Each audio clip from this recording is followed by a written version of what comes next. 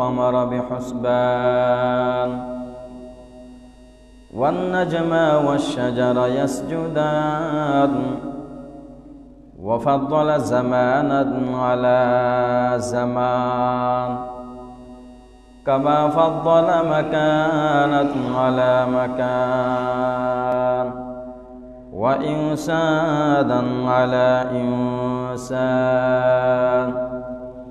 ونشهد أن لا إله إلا الله وحده لا شريك له لا ضد له ولا ند له ولا مثل له ولا مثيل له ونشهد أن سيدنا وسندنا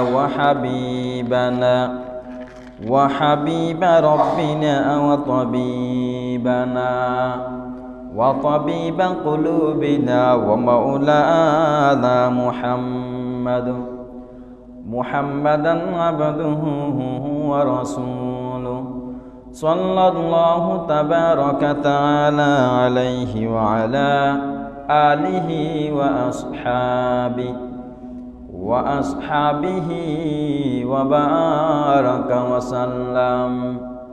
وبارك وسلم تسليما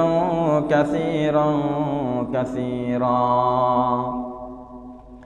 أما بعد فأعوذ بالله من الشيطان الرجيم بسم الله الرحمن الرحيم إن الله وملائكته يصلون على النبي يا أيها الذين آمنوا صلوا عليه وسلموا تسليما صلى الله على سيدنا محمد وآله وأصحابه وسلم صلى الله على سيدنا محمد وآله وأصحابه وسلم فأعوذ بالله من الشيطان الرجيم بسم الله الرحمن الرحيم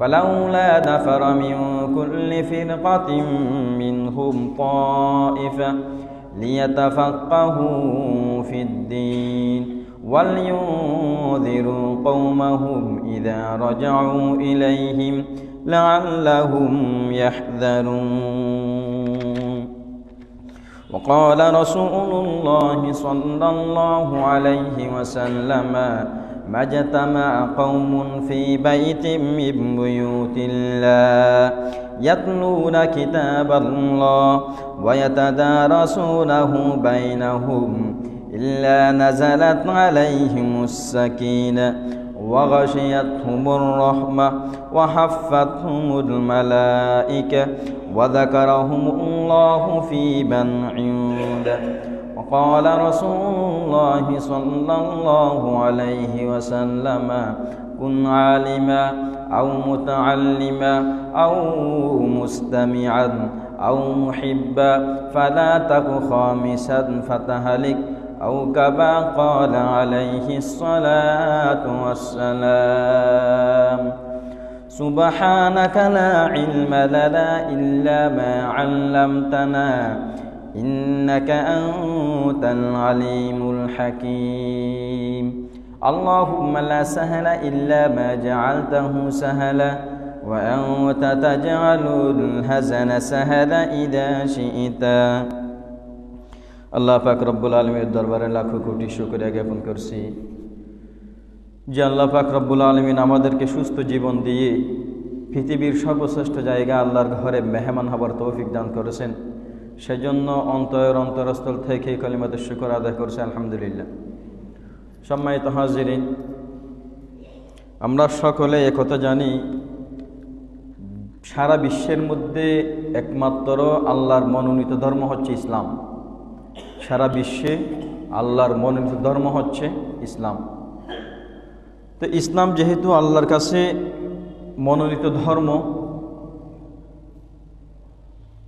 সেজন্য আল্লাহ পাক রব্বুল আলামিন সর্বোচ্চ গুরুত্ব দিয়েছেন ধর্মীয় জ্ঞান অর্জন করার জন্য। সর্বোচ্চ গুরুত্ব দিয়েছেন ধর্মীয় জ্ঞান অর্জন করার জন্য। যার যতটুকু জ্ঞান আছে সে ততটুকু ইসলাম জানে। যার জ্ঞানের ভাণ্ডার বেশি, ধর্মীয় জ্ঞানের ভাণ্ডার বেশি, তার ইসলামের জানাও তত বেশি। রাসূলুল্লাহ সাল্লাল্লাহু আলাইহি ওয়াসাল্লাম 40 বছর বয়সে নবুয়ত পাওয়ার পরে আল্লাহ পাক রব্বুল আলামিনের প্রথম ঘোষণা ছিল ইকরা, হে নবী আপনি পড়ুন, আপনি পড়ুন। কেন? আপনি এমন ধর্মের ধারক বাহক, যেই ধর্ম আমার কাছে মনোনীত, যেই ধর্ম সারা বিশ্বের সর্বশ্রেষ্ঠ ধর্ম, বিধায় আপনাকে পড়তে হবে। ইকরা, পড়তে হবে। কি পড়ব? আমরা তো অনেক পড়ি, পড়ার শেষ নাই। পত্রিকা পড়ি, হ্যাঁ, তারপর হচ্ছে গল্প পড়ি, উপন্যাস পড়ি, কত কিছু পড়ি। রব্বুল আলামিন বলেন না, সমস্ত পড়া পড়লে হবে না, এমন পড়া পড়তে হবে যে পড়ার মধ্যে আমি আল্লাহর নাম থাকে। সুবহানাল্লাহ। ইকরা বিসমি রব্বিকাল্লাযী খালাক। শুধু পড়লে হবে না, শুধু পড়লে দিন জানা যাবে না। দিন জানার জন্য, ইসলাম জানার জন্য এমন পড়া পড়তে হবে যেই পড়ার মধ্যে আমার নাম আছে, যে পড়ার মধ্যে আমার নাম আছে। ইকরা, তুমি পড়ো, বিসমি রব্বিকাল্লাযী খালাক, ওই রবের নাম দিয়ে পড়ো যেই রব তোমাকে সৃষ্টি করেছে। বিদায় ইসলাম জানতে হলে পড়তে হবে। ইসলাম জানতে হলে ইসলামের ব্যাপারে জানাশোনা থাকতে হবে, স্টাডি থাকতে হবে। এই যে ইসলামের ব্যাপারে জানাশোনা থাকা, এটা যে কত বড় গুরুত্বপূর্ণ দায়িত্ব, কত বড় নিয়ামত, কত বড় নিয়ামত। দেখেন, আমাদের জন্য জ্ঞান অর্জন করা, একটা কথা আমরা সকলেই জানি, তলাবুল ইলমি ফরিদাতুন আলা কুল্লি মুসলিম ওয়া মুসলিমা। দ্বীনি শিক্ষা অর্জন করা, দ্বীনের জ্ঞান থাকা, দ্বীনের ব্যাপারে বেসিক নলেজ থাকা প্রত্যেক মুসলমান নরনারীর জন্য ফরজ। দেখেন, আল্লাহ রাসূল সাল্লাল্লাহু আলাইহি ওয়াসাল্লাম দ্বীন অর্জনের ক্ষেত্রে ফরজ বলছে শুধুমাত্র দ্বীনকে। এলম অর্জন করার জন্য ফরজ বলছেন দ্বীনকে, ইসলামকে। মানে ইসলামের ব্যাপারে জানাশোনা থাকা তোমার জন্য ফরজ। ইসলামের ব্যাপারে জানাশোনা থাকা তোমার জন্য ফরজ। এই ফরজটাকে আমরা দুভাগে বিভক্ত করতে পারি। একটাকে বলে আমরা ফরজে আইন, আর একটাকে বলে ফরজে কিফায়া। ফরজে আইন মানে যেটা আমাকে অবশ্যই শিখতে হবে, যে বিষয়ে আমার অবশ্যই ধারণা থাকতে হবে। যেমন নামাজ পড়তেছি, আমি নামাজ পড়ার জন্য আরেকজন কীভাবে পড়তেছে তার দিকে তাকিয়ে পড়তে পারবো না। নামাজ কীভাবে পড়বো এটার জন্য আমাকে আলাদা নলেজ থাকতে হবে। তকবীর পড়ব, সানা পড়ব, তাআউযুজ, তাসমিয়া, সূরা ফাতিহা পড়ব, রুকুতে যাব, রুকু থেকে কীভাবে উঠবে, এগুলো আলহামদুলিল্লাহ আমরা সকলেই জানি। তাহলে এগুলো ফরজ আইন। ফরজ আইন মানে যদি এমন হয় কোনো সমাজের মধ্যে কিছু মানুষ নামাজ পড়তে জানে আর কিছু মানুষ নামাজ পড়তে জানে না, বিষয়টা এমন না। এটা প্রত্যেকের উপর ফরজ। নামাজের ব্যাপারে, রোজার ব্যাপারে, যাকাতের ব্যাপারে জানা থাকা, ইসলামের যে মূল 5 স্তম্ভ আছে 5 স্তম্ভের ব্যাপারে জানা থাকা প্রত্যেকের জন্য ফরজ আইন। আরেকটা হচ্ছে ফরজে কিফায়া। ফরজে কিফায়া মানে কোনো সমাজের মধ্যে প্রত্যেকে দায়িত্বটা আদায় করতে পারে না, কিছু মানুষ দায়িত্ব আদায় করে, তাহলে সকলের পক্ষ থেকে আদায় হয়ে যাবে, সকলের পক্ষ থেকে আদায় হয়ে যাবে। যেমন জানাজার নামাজ, জানাজার নামাজ সবাই পড়তে পারতেছে না, কেউ ব্যবসা নিয়ে ব্যস্ত, কেউ শিক্ষাগত পেশায় ব্যস্ত, দেখা যাচ্ছে কিছু মানুষ এসে আদায় করছে, তাহলে পুরা এলাকার মানুষের পক্ষ থেকে আদায় করার মতো হয়ে যাবে। ঠিক একইভাবে হুকুকুল জিরান, প্রতিবেশীর হক প্রত্যেকেই আদায় করতেছে না, কেউ আদায় করতেছে না, তাহলে সকলেই গুনাহগার। আর যদি এমন হয় কিছু মানুষ আদায় করতেছে, প্রতিবেশীর ব্যাপার সমাজের কিছু মানুষের দৃষ্টিভঙ্গি আছে, আদায় করতেছে, তাদের সুখে দুঃখে পাশে থাকে, তাহলে সমাজের সমস্ত মানুষ থেকে এই জিম্মা আদায় হয়ে যাবে। সমাজের সমস্ত মানুষের পক্ষ থেকে এই জিম্মা আদায় হয়ে যাবে যে কিছু কিছু মানুষ এটা কি করলো, আদায় করলো। তাহলে এগুলো হচ্ছে ফরজে কিফায়া। কিছু মানুষ আদায় করলে আমরা বাকিরা মুক্ত থাকবো। ঠিক একইভাবে সমাজের মধ্যে কলহ চলতেছে, ঝগড়া, মারামারি, মারপিট চলতেছে, কেউ এসে সমাধান দিচ্ছে না। দুটা গ্রুপ অথবা দুটা পরিবার মারামারি লাগছে, সমাজের সবাই তাকিয়ে আছে, কেউ কাছে যাচ্ছে না। আর তো কিল্লালার, কারণ আর কি স্বার্থ আছে না, এমন বলে কেউ যদি না যায় প্রত্যেকেই গুনাহগার হবে, প্রত্যেকেই গুনাহগার হবে। হ্যাঁ, সমাজের 2-1 জন মানুষ কিছু মানুষ গিয়ে তাদেরকে ঝগড়া বিবাদ যেটার মধ্যে ব্যস্ত আছে সেখান থেকে সরাই দিছে অথবা মিলাই দিছে, তাহলে সমাজের প্রত্যেকে বেঁচে যাবে। কেউ যদি এই দায়িত্ব আদায় না করে তাহলে প্রত্যেকে গুনাহগার হবে। ওই জানাজার নামাজের মতো, এক সমাজের মধ্যে জানাজার নামাজ কেউ আদায় করে নাই তাহলে সমাজের প্রত্যেকে গুনাহগার হবে। এখন কথা হচ্ছে, আমি যে জিনিসটা বুঝাতে চাইছি, জ্ঞান দুই ধরনের। একটা হচ্ছে কিছু এলম অর্জন করা ফরজ আইন, যেমন নামাজ, জাকাত, রোজা, এগুলো অবশ্যই জানা থাকতে হবে। আমি জাকাত দিচ্ছি, জাকাতের মশলা জানি না, এটা বড় বোকামি না? আমি নামাজ পড়তে গেছি, সূরা জানি না, নামাজ পড়তে গেছি সূরা জানি না, এটা বোকামি না? আমি নামাজ পড়তে গেছি, আমি তাশাহুদ, দুরূদ শরীফ, দোয়া মাসুরা জানি না, তাহলে হবে না, এগুলা হবে না, এগুলো অবশ্যই জানা থাকতে হবে। তাহলে এগুলো হচ্ছে ফরজ আইন। আরও কতগুলো আছে যে সমাজের কিছু মানুষের জানা থাকলে চলবে, প্রত্যেকের জানার দরকার নাই। সেখান থেকে একটা হচ্ছে সমাজ আলেম হওয়া। আমি সহজভাবে যদি বলি, আলেম হওয়া, এই কথাটা আল্লাহ তাআলা কোরআনে বলেন, ফালাউলা নাফারা মিন কুল্লি ফিরকাতিন মিনহুম তায়ফা লিয়াতাফাক্কাহু ফিদ-দীন ওয়ালিউযিরু কওমাহুম ইযা রাজাউ ইলাইহিম লাআল্লাহুম ইয়াহযারুন। আল্লাহ বলেন, ফালাউলা নাফারা, কেন বের হচ্ছে না, মিন কুল্লি ফিরকাতিন মিনহুম, তোমাদের প্রত্যেক অঞ্চল, প্রত্যেক সমাজ থেকে কিছু মানুষ কেন বের হচ্ছে না? কেন? লিয়াতাফাক্কাহু ফিদ-দীন, ধর্মীয় জ্ঞান অর্জন করার জন্য প্রত্যেক সমাজ থেকে কিছু মানুষ কেন বের হচ্ছে না? তো ওই মানুষ ধর্মীয় জ্ঞান অর্জন করে কি করবে? ওয়ালিউযিরু কওমাহুম ইযা রাজাউ ইলাইহিম লাআল্লাহুম ইয়াহযারুন। ধর্মীয় জ্ঞান অর্জন করার পরে সমাজে এসে ধর্মীয় জ্ঞানের ব্যাপারে, কোরআনের ব্যাপারে, হাদিসের ব্যাপারে যা অর্জন করছে তা শুনাই দিবে। সুবহানাল্লাহ। কোরআনের ব্যাপারে যা অর্জন করছে, হাদিসের ব্যাপারে যা অর্জন করছে, তারা সমাজের বাকি মানুষকে যদি শুনাই দেয়, প্রত্যেকের পক্ষ থেকে ফরজে কাফায়ে হিসাবে বাকিরা বেঁচে যাব। যারা দিন অর্জন করি নাই তারা বেঁচে যাব। তাহলে দেখেন, শরীয়ত বাধ্য করে নাই যে প্রত্যেককে আলেম হতে হবে। আমাদের ইসলাম ধর্ম বাধ্য করে নাই যে প্রত্যেককে আলেম হতে হবে। তো প্রত্যেকে যদি আলেম হয়, ডাক্তার কে হবে, ইঞ্জিনিয়ার কে হবে, ব্যবসায়ী কে হবে?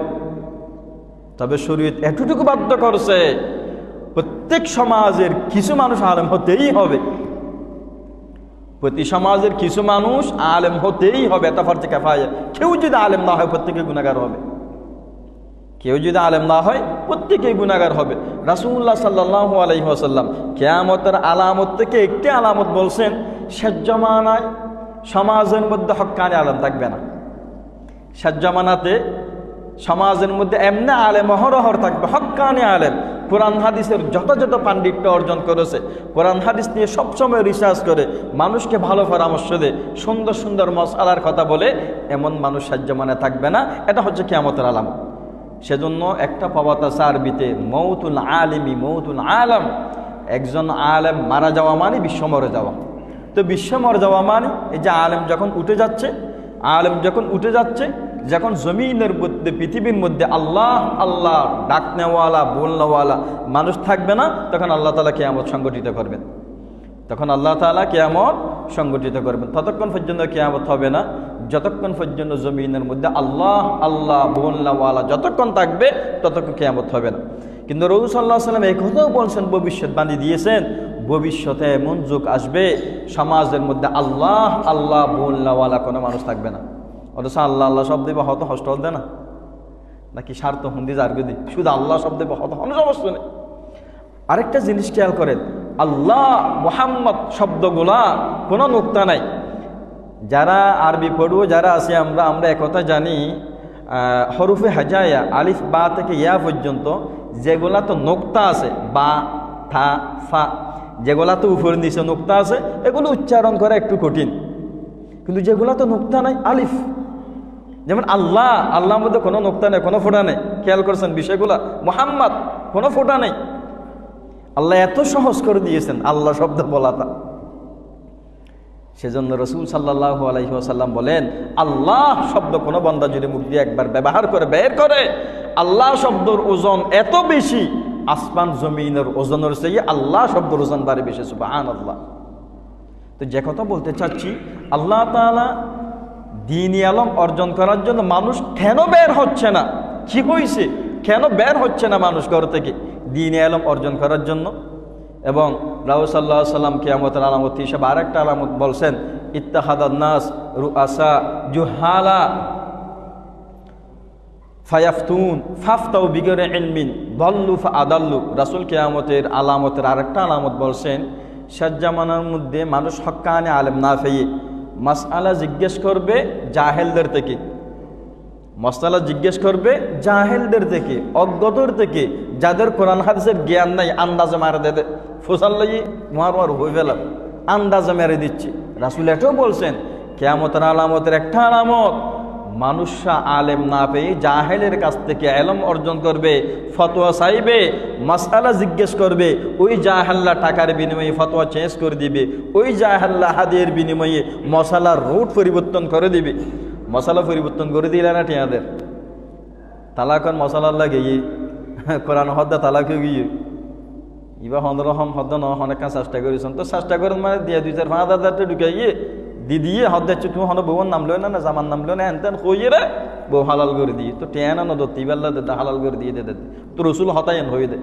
সাজ্জামানের মধ্যে মানুষ অজ্ঞদের কাছ থেকে মাসালা জিজ্ঞেস করবে, অজ্ঞরা মাসালা বলে দিবে, তো ফলে কি হবে, নিজেও পথভ্রষ্ট হবে, সমস্ত জাতিকে পথভ্রষ্ট করে দিবে। সেজন্য দ্বীন-ই আলমের সিলসিলা, কোরআনের জ্ঞান থাকা, হাদিস অর্জন করার সিলসিলা যতদিন দুনিয়াতে থাকবে ততদিন কিয়ামত থাকবে, ততদিন দুনিয়া থাকবে। দুনিয়াতে দ্বীন-ই আলম অর্জন করার মানুষ নাই, আল্লাহ তাআলা কিয়ামত সংগঠিত করে দিবেন।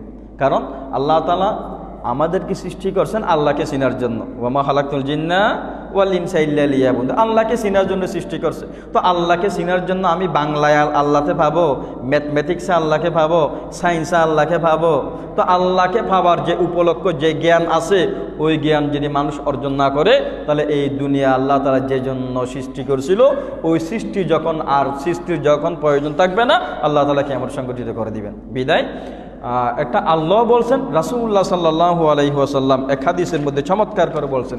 এখানে আমি আরেকটা বিষয় বুঝাই, দ্বীন-ই আলম অর্জন করা, দ্বীন-ই আলম অর্জন করার বিভিন্ন বিভিন্ন পদ্ধতি থাকতে পারে।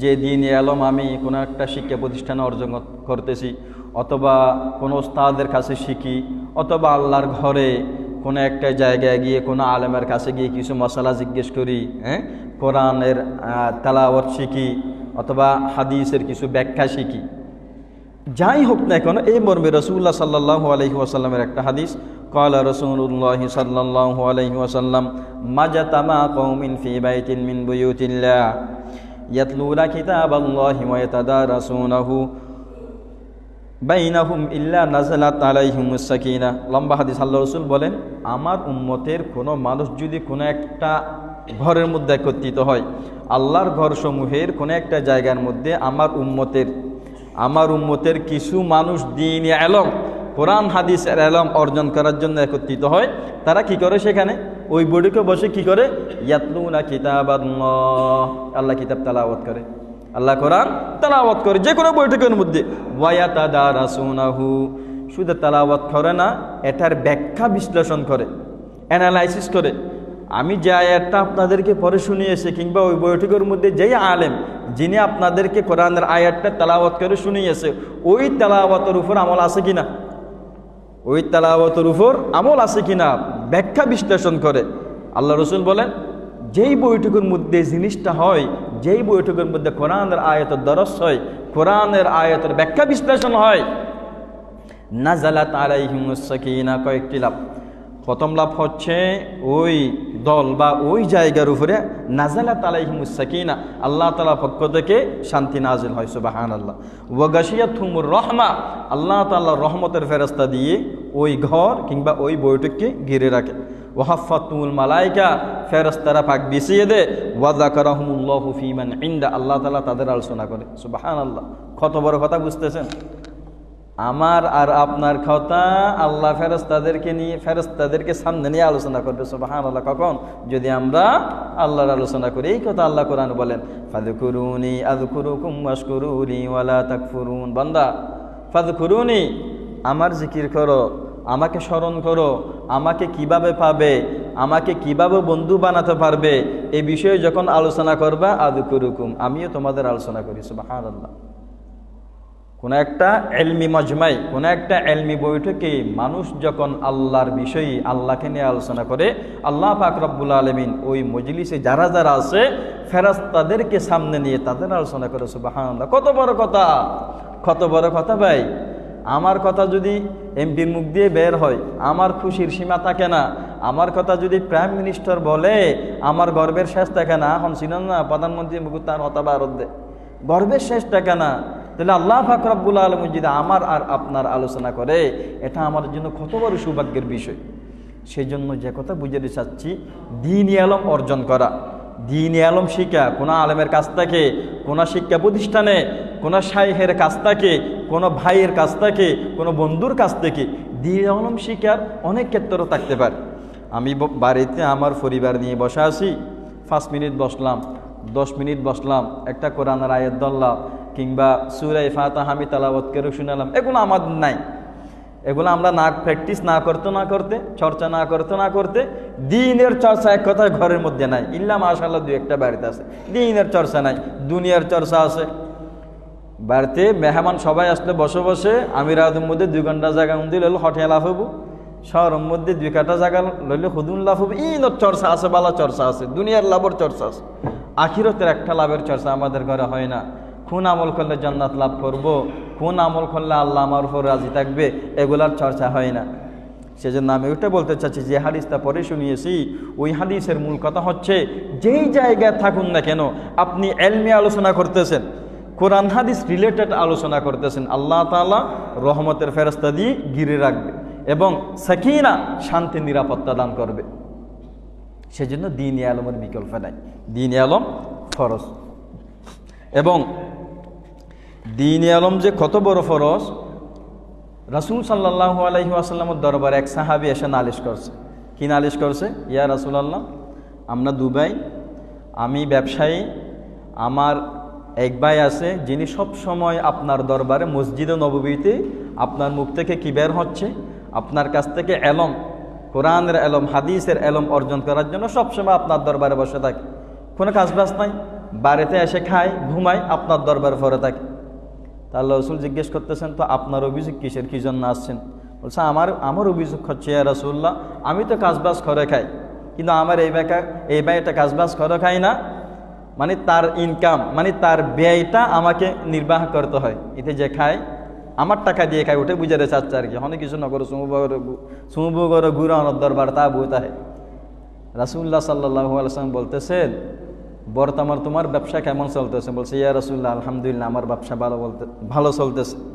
রাসূল সাল্লাল্লাহু আলাইহি ওয়াসাল্লাম বলেন, তোমার ব্যবসা যে ভালো চলতেছে, তোমার যে বরকত হচ্ছে, এই ব্যক্তি ইলম অর্জন করতেছে সেজন্য। সুবহানাল্লাহ, তোমার ভাই ইলম অর্জন করতেছে, তুমি তার খাবারের ব্যবস্থা করো, ঘরের ব্যবস্থা করো, তুমি এই রিজিকটা পাচ্ছ, তোমার বরকত হচ্ছে এই ভাইয়ের কারণে, বরকত হচ্ছে এই ভাইয়ের কারণে, যে ভাই ইলম অর্জন করে। হাদিসের মধ্যে আল্লাহ রাসূল সাল্লাল্লাহু আলাইহি ওয়াসাল্লাম যারা কোরআন হাদিস অর্জন করে, যারা কোরআন হাদিসের ছাত্র, যেটাকে আমরা আরবিতে তালিবুল ইলমি, ইংরেজিতে স্টুডেন্ট, বাংলাতে ছাত্র, আরবিতে তালিবুল ইলমের ফজিলতের ব্যাপারে কি চমৎকার চমৎকার হাদিস। ক্বালা রাসূলুল্লাহ সাল্লাল্লাহু আলাইহি ওয়াসাল্লাম, মান সালাকা তারিকান ইয়ালতামিসু ফীহি ইলমা সাহালাল্লাহু লাহু বিহি তারিকান ইলাল জান্নাহ। দ্বীনি ইলম শিখার জন্য ঘর থেকে বের হয় কোন ছাত্র, দ্বীনি ইলম মানে কোরআন হাদিসের ইলম, ইসলাম রিলেটেড ইলম, ইসলাম রিলেটেড নলেজ জ্ঞান অর্জন করার জন্য ঘর থেকে বের হয়, আল্লাহ রাসূল বলেন তার জন্য আল্লাহ তাআলা জান্নাতের একটি পথ সহজ করে দিবেন। সুবহানাল্লাহ, ইলম অর্জন করার জন্য ঘর থেকে বের হচ্ছে, ছাত্ররা মাদ্রাসায় যাচ্ছে অথবা কোনো একটা হালখাতে বসে জ্ঞান অর্জন করার জন্য চলে গেছে, রাসূল বলেন জান্নাতের ফতোয়াল্লাহ সহজ করে দিয়ে গিয়ে। সুবহানাল্লাহ, কি কত বড় কথা। শুধু একমাত্র তালিবুল ইলমের জন্য এই কথাটা বলছেন আল্লাহ রাসূল, তালিবুল ইলম, যারা দ্বীনি ইলম অর্জন করে। অন্য হাদিসে ওয়া ইন্নাল মালাইকা লা তাদাউ জানিহাতাহা রিদান লিতালিবিল ইলমি। অন্য হাদিস আল্লাহ রাসূল বলেন, যারা দ্বীনি ইলম অর্জন করে, কোরআন হাদিসের জ্ঞান অর্জন করে, ফেরেশতারা তাদেরকে নিজের রহমতের ফাঁক বিছিয়ে দেয়। সুবহানাল্লাহ, তাহলে এই বৈশিষ্ট্যগুলা একমাত্র তালিবুল ইলম, যারা কোরআন হাদিসের জ্ঞান অর্জন করে, তাদের জন্য এই বৈশিষ্ট্যগুলা বলা হয়েছে। অন্য হাদিসে ওয়া ইন্না তালিবাল ইলমি ইস্তাগফিরু লাহু ফিস সামাই ওয়াল আরদি হাত্তাল হিতানি ফিল মা। অন্য হাদিসে আল্লাহ রাসূল বলেন, তালিবুল ইলম যারা আছে, যারা কোরআন হাদিসের তালিব, যারা কোরআন হাদিসের ছাত্র, ইয়াস্তাগফিরু লাহু মান ফিস সামা, আসমান জমিনে যা আছে সকলেই তালিব ইলমের জন্য দোয়া করে। সুবহানাল্লাহ। হাত্তাল হিতিয়ানি ফিল মা, এমনকি আল্লাহ রাসূল বলেন সাগরের মাছও দোয়া করে, সাগরের মাছও তালিবুল ইলমের জন্য দোয়া করে। এখানে একটা কথা বুঝার আছে, তালিবুল ইলম যারা কোরআন হাদিসের জ্ঞান অর্জন করে তাদের জন্য আসমান জমিনে যারা আছে তারা কেন দোয়া করে, সাগরের মাছ কেন দোয়া করে? এই কথার ব্যাখ্যায় মুহাদ্দিসিনে কেরামরা বলেন যে মাছ বুঝতে পারে, সমস্ত প্রাণী বুঝতে পারে আমরা রিজিক কেন পাচ্ছি, দুনিয়া ঠিকই আছে তাই, দুনিয়া ঠিকই আছে তাই রিজিক পাচ্ছি। তো দুনিয়া কেন ঠিকই আছে? ওই যে কথা শুরুতে বলছিলাম, আল্লাহ আল্লাহ বলনেওয়ালা লোক এখনো আছে, আল্লাহ আল্লাহ বলনেওয়ালা লোক এখনো বেঁচে আছে বিদে দুনিয়া ঠিকই আছে। তো দুনিয়া ঠিকই থাকলে তারা রিজিক পাচ্ছে, সেজন্য তালিবুল ইলমের জন্য দোয়া করে। তো এখন আরেকটা বিষয় হচ্ছে যে আমি ইলম অর্জন করতে পারি নাই, কোরআন হাদিসের জ্ঞান অর্জন করার মতো কোনো শিক্ষা প্রতিষ্ঠান, কোনো শাইখ, কোনো উস্তাদের কাছ থেকে কোরআন হাদিসের জ্ঞান অর্জন করতে পারি নাই। আমার বয়স 60, 70 কিংবা আমি মৃত্যুর কাছাকাছি চলে আসছি, এখন আমি এই ফজিলত থেকে বঞ্চিত, আমি কি করতে পারি? তাদের জন্য আল্লাহ রাসূল সাল্লাল্লাহু আলাইহি ওয়াসাল্লাম আরেকটা চমৎকার হাদিস বলছেন, ক্বালা রাসূলুল্লাহ সাল্লাল্লাহু আলাইহি ওয়াসাল্লাম কুন আলিমা আও মুতাআল্লিমা আও মুস্তামিয়ান আও মুহিব্বান ফালা তাকু খামিসান ফাতাহালিক আও কামা ক্বালা আলাইহিস সালাতু ওয়াসসালাম। রাসূল বলেন, উম্মত কুন আলিমান, তুমি আলেম হও, তুমি আলেম হও, কোরআন হাদিসের জ্ঞান অর্জন করো। আচ্ছা ঠিক আছে, তুমি আলেম হতে পারো নাই, রাসূল অপশন দিয়েছেন, দেখেন আমাদেরকে ছাপিয়ে দেয় নাই, বলছে আলেম হতে পারো নাই, ঠিক আছে মুতাআল্লিমান, ছাত্র হও। আলেম হতে পারো নাই, ছাত্র হও। দেখা যাচ্ছে না সে ছাত্র না, কোরআন হাদিসের ছাত্র না, মানে মাদ্রাসার ছাত্র না। আমি মাদ্রাসা বলতেছি যেহেতু মাদ্রাসার মধ্যে কোরআন হাদিসের দরস হয়, সেজন্য মাদ্রাসা বলতেছি আর কি। কোন আলিমান, রাসূল বলে আলেম হও, আলেম হতে না পারলে ছাত্র হও। আচ্ছা ছাত্র হতে পারো নাই, তুমি আলেম হতে পারো নাই, তোমার কপালে ছাত্র হবার তৌফিকে হও নাই, কি করবা? মুস্তামিয়ান, তাহলে আলেমের কথা শুনো, আলেমে যা বলে হ্যাঁ শুনো, মুস্তামিয়ান। দেখা যাচ্ছে না তুমি ব্যস্ত মানুষ, ব্যবসা নিয়ে ব্যস্ত, বিভিন্ন দুনিয়ার কাজে ব্যস্ত, এখন আলেমে যা বলতেছে ওয়াজ মাহফিলে বা কোনো জায়গার মধ্যে এটা শোনার তোমার সময় হচ্ছে না, ব্যস্ত মানুষ। রাসূল দেখেন আরও অপশন দিছি, তুমি আলেম হতে পারো নাই, ছাত্র হতে পারো নাই, তাদের কথা শোনার মতো তোমার সময় নাই, তাহলে ঠিক আছে মুহিব্বা, তাদেরকে ভালোবাসো। সুবহানাল্লাহ। হক্কানি আলেমকে ভালোবাসো কেন? হক্কানি আলেম তোমার দ্বীনের কি কি প্রয়োজন, তোমার দ্বীনের কি কি জরুরত সেগুলো তোমাকে বুঝাই দিচ্ছে। সেই হিসাবে মুহিব্বা, আলেম ছাত্রদেরকে ভালোবাসো।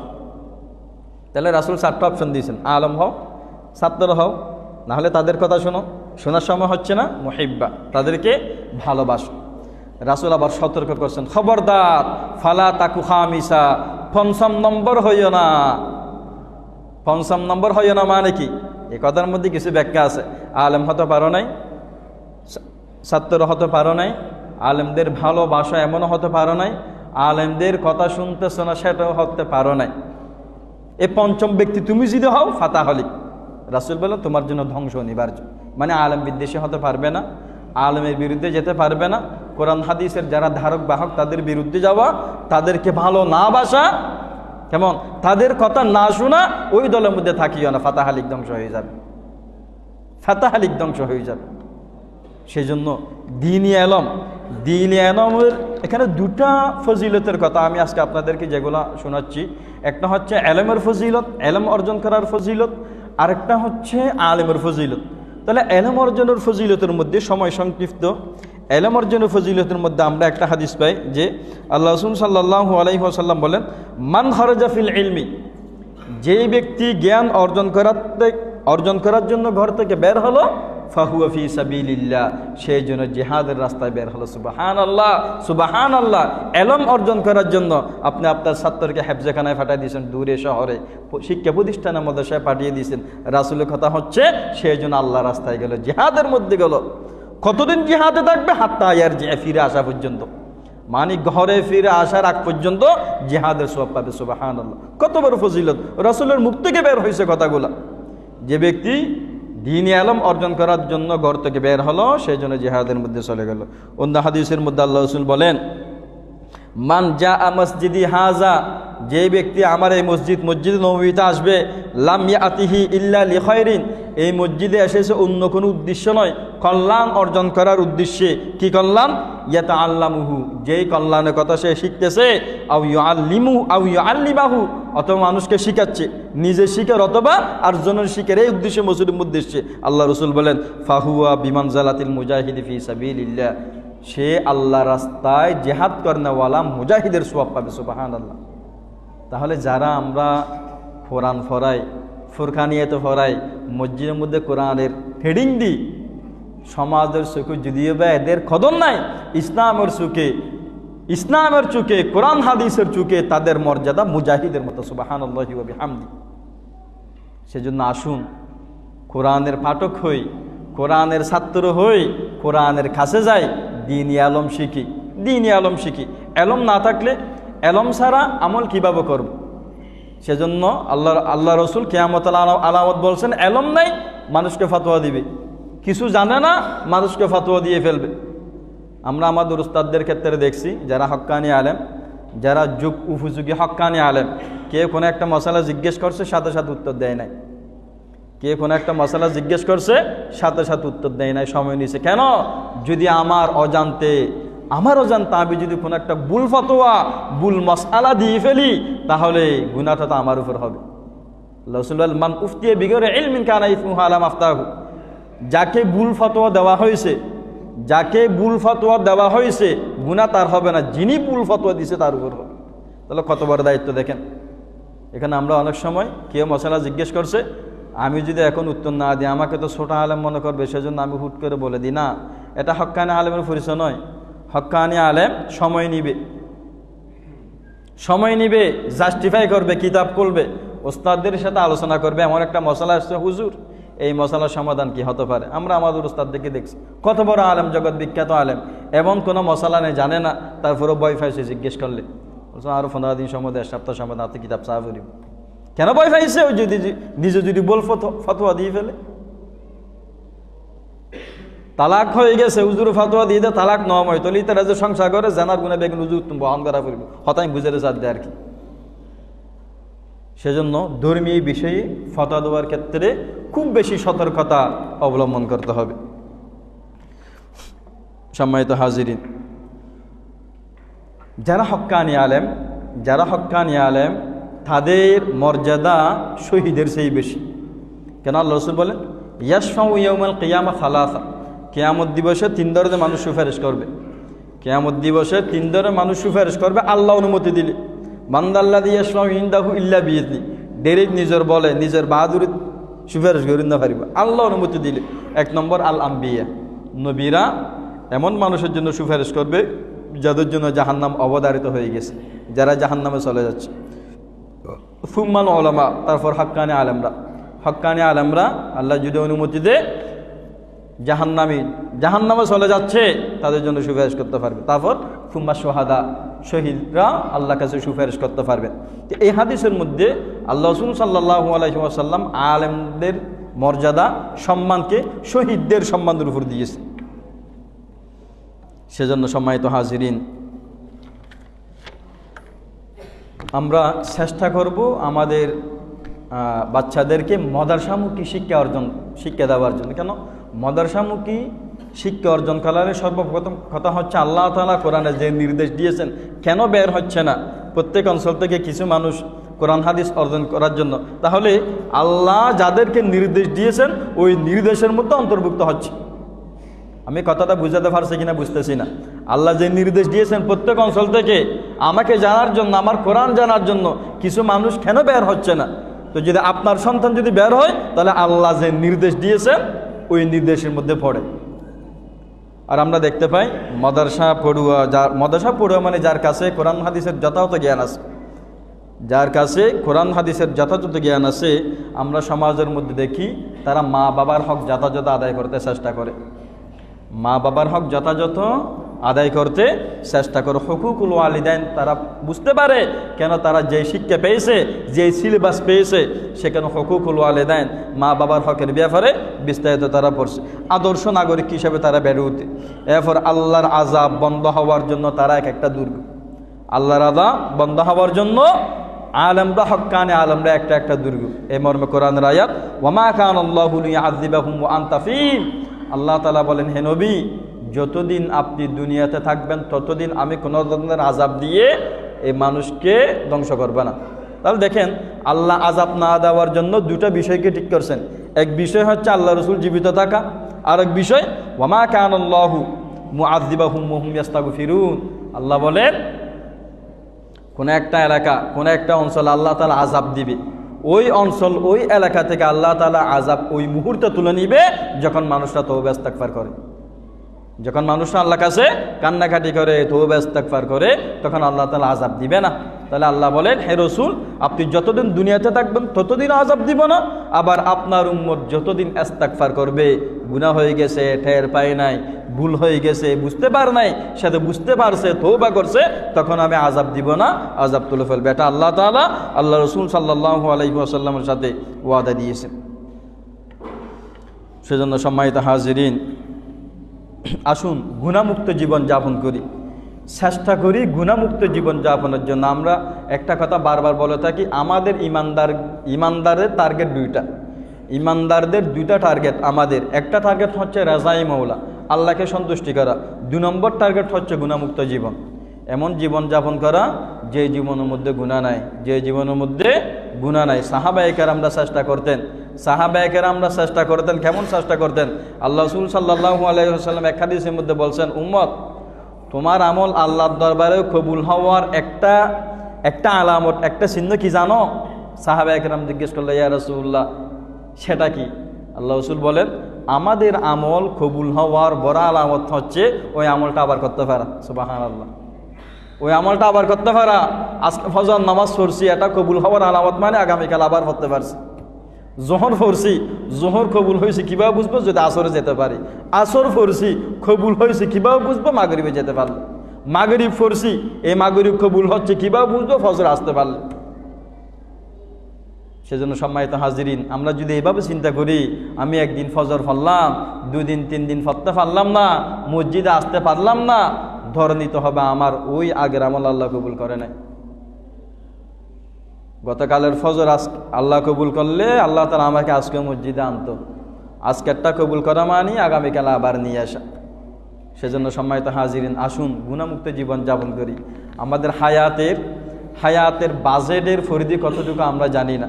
এই যে হারে মানুষ মারা যাচ্ছে আপনারা আশা করে জানেন, আমরা প্রত্যেকে জানি। বিশেষ করে অ্যাক্সিডেন্টে বলেন, কোনো কারণ ছাড়াও মারা যাচ্ছে, ডায়াবেটিস লো হয়ে গেছে, মারা যাচ্ছে প্রতিদিন। সকালবেলা সকাল বিকাল প্রতিদিন মৃত্যুর সংবাদ। কিন্তু বড় আফসোসের বিষয় হচ্ছে, এত মৃত্যুর কথা শুনি, কখনো ভাবতে পারি না আমারও যে কোনো মুহূর্তে মৃত্যুর সংবাদ আসতে পারে। এই জিনিসটা বিশ্বাস করতে পারতেছি না। মা সহজ মরগম না, সহজ নমরগম, যারাত মরণ আছে তারা তার গতি নাউজুবিল্লাহি মিন যালিক। সেজন্য রাসূল বলছেন, আল কাইয়িসু মান দানা নাফসা ওয়া আমিলা লিমা বাদাল মাউত।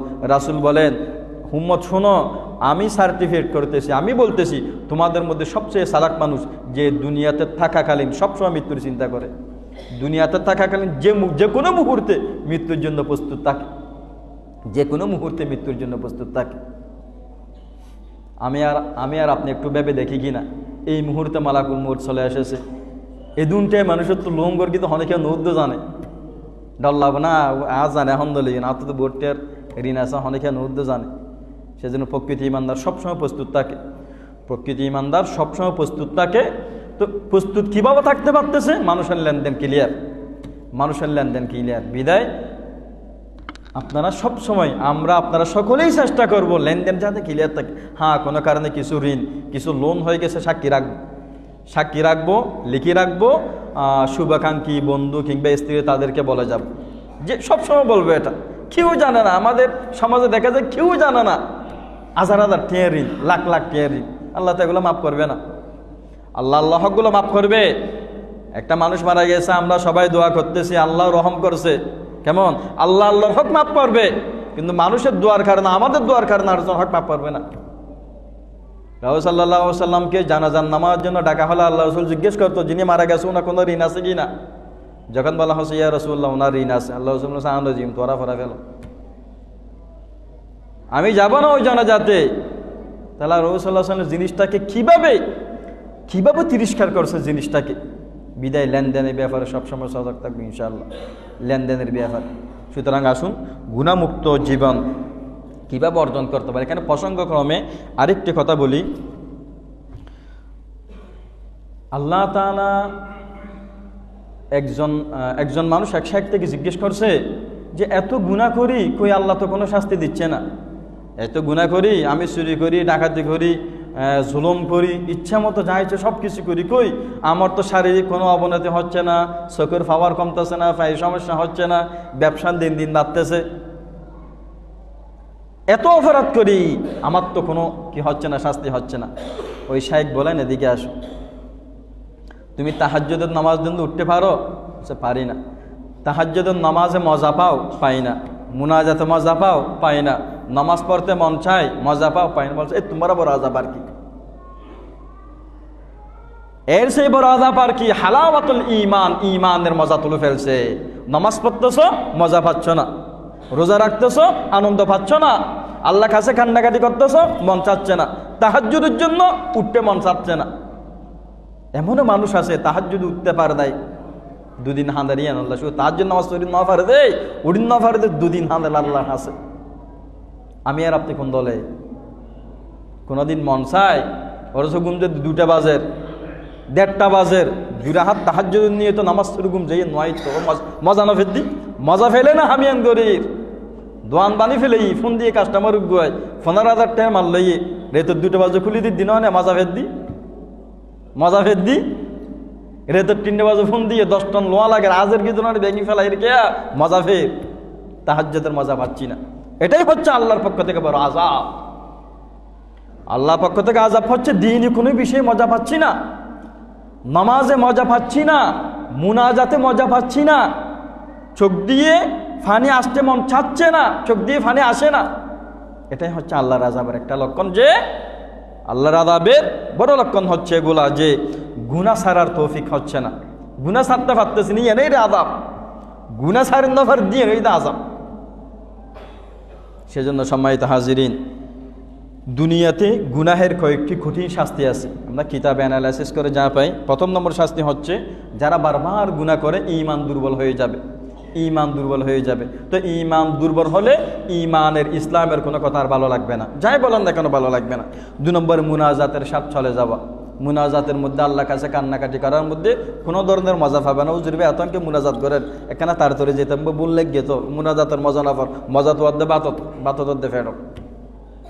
3 নম্বর তাহাজ্জুদ নসিবে না জুটা, আল্লাহ নারাজ হলে তাহাজ্জুদের জন্য তোলে না। এরপর হচ্ছে ইস্তেগফার কমে যাওয়া, ইস্তেগফার কমে যাওয়া। ইস্তেগফার মানে সবসময় আল্লাহর কাছে ক্ষমা প্রার্থনা করা, সবসময়। তো সবসময় ক্ষমা প্রার্থনা মানে এটা আপনি মনে মনেও বলতে পারেন, মুখেও বলতে পারেন, অথবা সংক্ষেপে আস্তাগফিরুল্লাহ বলা হয়ে যাবে। আস্তাগফিরুল্লাহ আস্তাগফিরুল্লাহ এটা জপলে ইস্তেগফারের ফজিলত আদায় হয়ে যাবে। সেজন্য আসুন সম্মানিত হাজিরিন, আরেকটা আমলের কথা বলি। আজকে জুমাবারে সূরা কাহাফ পড়তে হয়। প্রতি জুমাবারে যারা সূরা কাহাফ পড়ে আগত জুমাবার পর্যন্ত আল্লাহ তাআলার জিম্মাতে থাকে, সুবহানাল্লাহ। এই মর্মে অনেক হাদিস আছে, আমি হাদিসের দিকে যাচ্ছি না, সময় সংক্ষেপ। প্রতি জুমাবার যাতে এই সূরা কাহাফ মিস না হয়, জুমাবার সূর্য ওঠা থেকে সূর্য ডুবা পর্যন্ত। আমরা এগুলা ছাত্রদেরকে ক্লাসের মধ্যে বলি, রবিবার হাত উঠায়, কারা কারা ফরসা হাত তোলো। আপনি এভাবে একটু ট্রেডিংয়ের ব্যবস্থা করেন, ঘরের মধ্যে বলেন, মাকে বলেন, স্ত্রীকে বলেন, বোনকে বলেন, একটা দিনে একটা পরিবেশ জলসা কায়েম করেন। এটা আপনি চেষ্টা না করলে আপনিও মরে যাবেন, দিনও আপনার ঘর থেকে মরে যাবে। আপনাকে চেষ্টা করতে হবে, আপনাকে আমার জায়গা থেকে চেষ্টা করতে হবে। কেন আমার সমস্ত কথা শুনলে কেন সূরা কাহাফ পড়তে বললে সেটা শুনবে না? আমার সমস্ত আমি পরিবারের কর্তা, আমার কথার বাইরে কেউ যায় না, তো আমার কথা মধ্যে কেন কোরআন পড়বে না? এটা বড় দুঃখের বিষয়, বড় আক্ষেপের বিষয়। সেজন্য প্রতি জুমাবার আমরা সূরা কাহাফ পড়ব মরণ পর্যন্ত ইনশাআল্লাহ। প্রতি জুমাবার সূরা কাহাফ নিজেও পড়ব, ঘরের প্রত্যেক সদস্যদেরকে বলবো, এবং আসরের নামাজের পরে 80 বার অথবা 100 বার দুরূদ শরীফ পড়ব। আসরের নামাজের পরে সম্ভব হলে আসরের নামাজ যে মসজিদে পড়বো ওই বৈঠকের মধ্যে লম্বা দরুদ শরীফ মনে না থাকলে সাল্লাল্লাহু আলাইহি ওয়াসাল্লাম এই বৈঠকের মধ্যে 100 বার পড়বে ইনশাআল্লাহ। আল্লাহ পাক রব্বুল আলামিন আমাদের সকলকে গুনাহমুক্ত জীবন যাপন করার তৌফিক দান করুক। ওয়া মা আলাইনা ইল্লাল বালাগ। সম্মানিত হাজিরিন, আরেকটা